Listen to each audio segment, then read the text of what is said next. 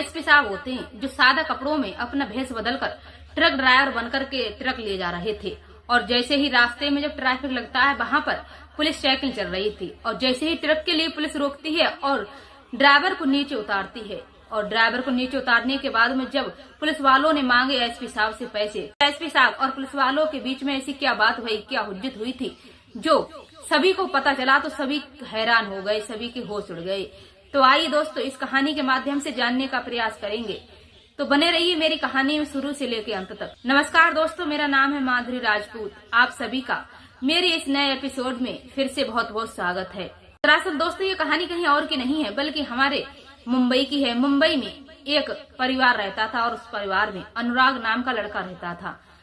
वो अनुराग नाम का लड़का जो अपने परिवार में रहता था उसके साथ उसके माता पिता भी रहते थे, लेकिन अनुराग जो था वह पढ़ने लिखने में बहुत ही ज्यादा होशियार था। उसने पढ़ाई में भी कई बार अवार्ड जीते थे और जो खेल कूद के स्पोर्ट खेल होते हैं उनमें भी उसने कई बार अवार्ड जीते थे। ऐसे ही अनुराग अपनी जिंदगी में आगे बढ़ता चला गया।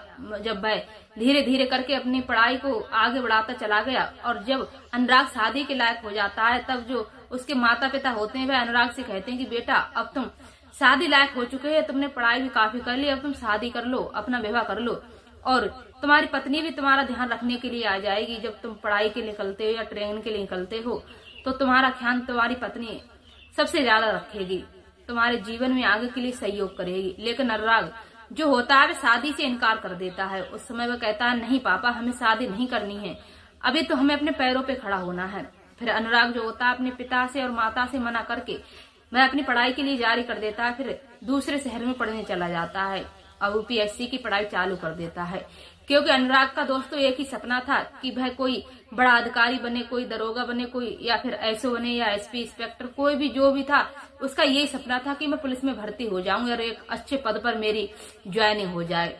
फिर यही लक्ष्य के लिए अनुराग जो था अपनी यूपीएससी की तैयारी करने लग जाता है। अब धीरे धीरे करके अनुराग यूपीएससी की पढ़ाई पूरी कर लेता है, उसमें वह टॉपर आता है, अच्छे रैंकों से अपनी यूपीएससी की पढ़ाई पूरी कर लेता है। फिर अनुराग जो होता है अपनी पढ़ाई पूरी करने के बाद में जब पुलिस की भर्तियां निकलती हैं तब वह उसमें फॉर्म अप्लाई करने लग जाता है। अब धीरे धीरे करके वो कई बार तो फेल होता चला गया, लेकिन अनुराग जो था वह हिम्मत नहीं हारता है, क्योंकि उसके माता पिता जो थे वह कहते हैं बेटा कोई बात नहीं है, क्योंकि ऐसे तो दिन आते ही रहते हैं, तो कभी धूप है तो कभी छांव है, लेकिन तुम मेहनत करते रहो, तुम्हारी मेहनत एक दिन जरूर रंग लेकर आएगी। अब अनुराग इधर उसके माता पिता उसे हौसला दे रहे थे और अनुराग के मन में भी एक जज्बा था कि मैं एक पुलिस ऑफिसर बनकर दिखाऊंगा। फिर तीसरी बार में अनुराग फिर से फॉर्म अप्लाई कर देता है जब पुलिस की भर्तियां निकलती हैं। फिर 2 साल बाद अनुराग की एक एसपी पद पर भर्ती हो जाती है, उसे एसपी पोस्ट मिल जाती है। जैसे ही उसका रिजल्ट आता है तब वह पास हो जाता है। उसके बाद में इधर अनुराग एसपी बन चुका था, एसपी बन के उसका तबादला दूसरे जिले में हो जाता है, दूसरे शहर में। फिर अनुराग अपने धीरे धीरे करके अपनी ड्यूटी को करने लग जाता है, वहीं एक कमरा ले लेता है दूसरे शहर में और वहीं से अपने ऑफिस चला जाया करता था। फिर कुछ महीने तक अपनी ड्यूटी अनुराग जब करता है बाहर तो वह सोचता है क्यों ना मैं अपने माता पिता से मिल लूं, क्योंकि काफी समय हो गया है मुझे अपने माता पिता से नहीं मिला हूं, मुझे भी अपने घर की बहुत याद आ रही है। फिर अनुराग जो होता है वह छुट्टी का लेटर देकर और छुट्टी लेकर घर आ जाता है। फिर अनुराग अपने घर आ जाता है। घर आने के बाद में वह अपनी छुट्टी का टाइम स्पेंड ही कर रहा था। फिर अनुराग जो होता है उसके माता पिता कुछ काम के लिए भाई बेटा जाओ, ये काम है, ये करके तुम आ जाओ, और क्योंकि हमें कहीं और भी जाना है। अब अनुराग अपने पिता के कहने से भाई बाहर मार्केट में कुछ खरीदने के लिए जाता है, लेकिन वहां जाकर देखता है कि बहुत ही ज्यादा रोड पर भीड़ लगी हुई है और उस रोड पर पुलिस की बहुत ज्यादा चेकिंग चल रही थी। लेकिन जब उसे वहां पर जाने के बाद में उसे सुनने के लिए मिलता है, लोग चर्चा कर रहे थे कि यहाँ पर ये पुलिस वाले हैं जो बहुत बदतमीजी करते हैं और बिना फजूली के सभी के चालान काटते रहते हैं और ऊपरी जो रिश्वत होती वो मांगते हैं, चाहे किसी के पास पैसे हों या ना हो, लेकिन इन्हें तो पैसे चाहिए। ये हमेशा ऐसा ही करते हैं और ये आज का काम नहीं है, इनका रोजाना का काम है। अब अनुराग इधर था, वो खड़ा खड़ा ये बात सुन रहा था, तो वो ये सोचकर बड़ा हैरान हो गया कि आखिर ये पुलिसकर्मी जो सभी के डॉक्यूमेंट्स होते हैं फिर भी चालान क्यों काट देते हैं और इससे रिश्वत क्यों लेते हैं। ना जाने वर्दी पहनकर ये वर्दी का नाजायज फायदा पता नहीं कितने लोग ऐसे उठा रहे हैं, और पूरे ऐसे ही जो वर्दी के साथ में ऐसे ही नाजायज फायदा उठा रहे हैं, यही लोग पूरे पुलिस डिपार्टमेंट को ऐसे ही लोग पूरे पुलिस डिपार्टमेंट को बदनाम करके रख दिया है, बदनाम करवा देते हैं। फिर अनुराग जो था वो सभी की बात ही सुनता है और सोच विचार करता है। तब वह मार्केट से जो उसके पिता ने कोई वस्तु मंगाई थी उसे लेकर अपने घर आ जाता है।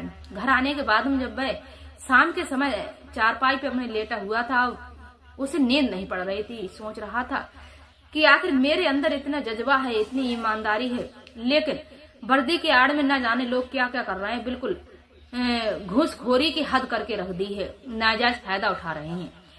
तब वह अनुराग कुछ ही हफ्तों तक अपने घर रुकता है। तब उसके बाद में उसके मन में एक विचार आता है। तब वह वहां के जो मुंबई का ऑफिस था उस ऑफिस में वह पहुंच जाता है और एसपी साहब से, जो वहां के एसपी साहब थे मुंबई के, उनसे वार्तालाप करने लगता है।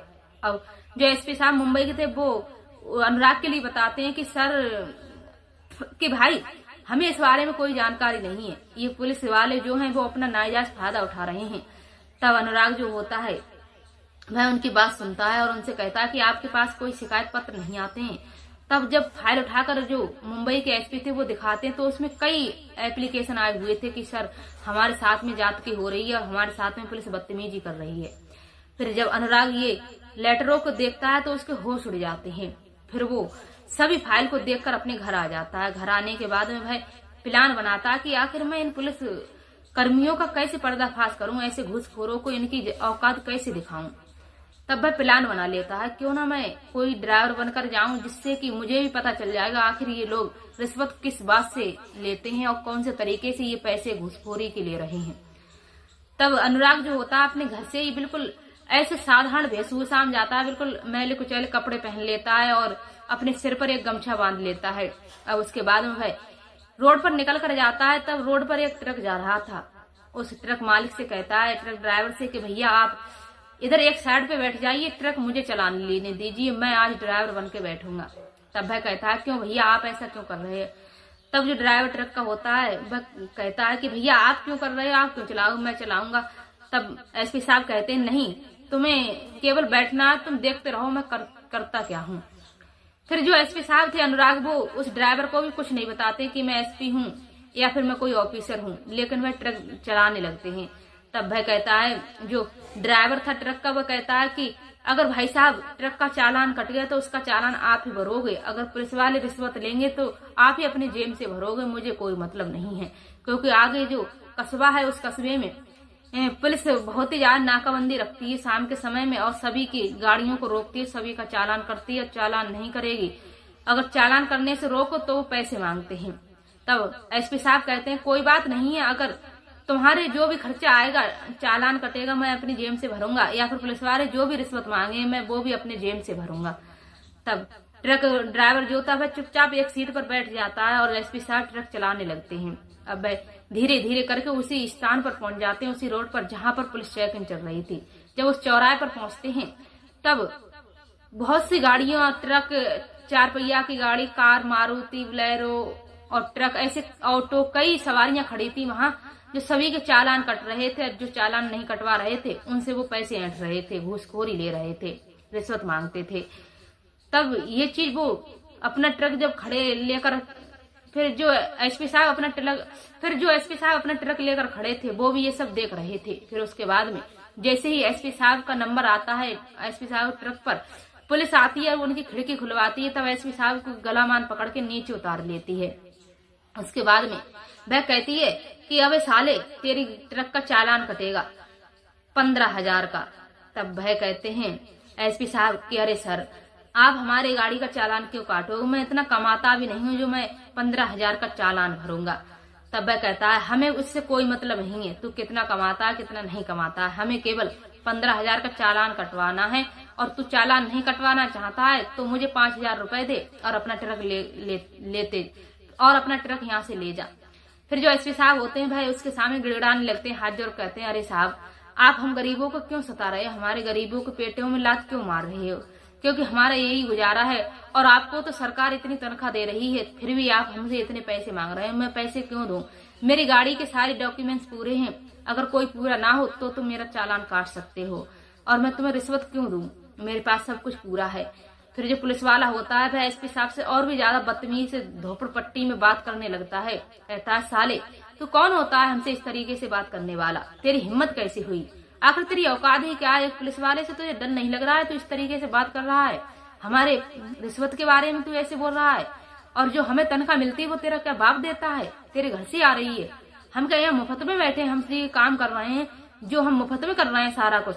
हम ऐसे ही तनखे पर बैठे रहे, तनखे का इंतजार करते रहे तो हमारा तो हो गया काम। तो साले होता कौन है?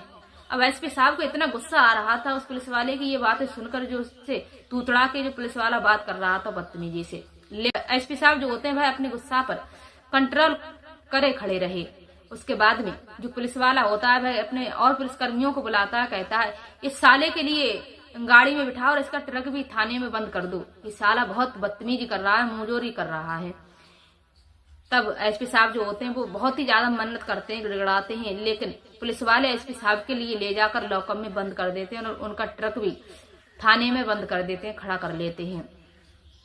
फिर एसपी साहब जैसे ही लॉकअप में बंद होते हैं तब जो पुलिसकर्मी जिसने एसपी साहब को पकड़वाया, वही पुलिस वाला जिसका नाम था जितेंद्र, एसपी साहब के लॉकअप में जो बंद थे उसी कमरे में जाता है और उनसे बहुत ही बदतमीजी से बात करने लगता है और एसपी साहब पे थप्पड़ ही उठाने वाला था वह मारने के लिए। तब तक एसपी साहब जो होते हैं वह अपना पूरा रूप दिखा देते हैं। अपने जो आई कार्ड रखे हुए थे जेब में उसे दिखाते हैं तो उसके होश उड़ जाते हैं और उसके हाथ पैर कँपाने लगते हैं, बिल्कुल मानो कि उस पुलिस वाले जितेंद्र के सर पे आसमान ही न रहा हो। उसकी आंखें बिल्कुल फटी की फटी रह गईं जब वह एसपी अनुराग का आई कार्ड देखता है। तो फिर पूरे थाने में ऐसी हलचल मच जाती है, भगदड़ मच जाती है और सभी लोगों को पता चल जाता है कि ये नई एसपी हैं जिनका अभी अभी सिलेक्शन हुआ है।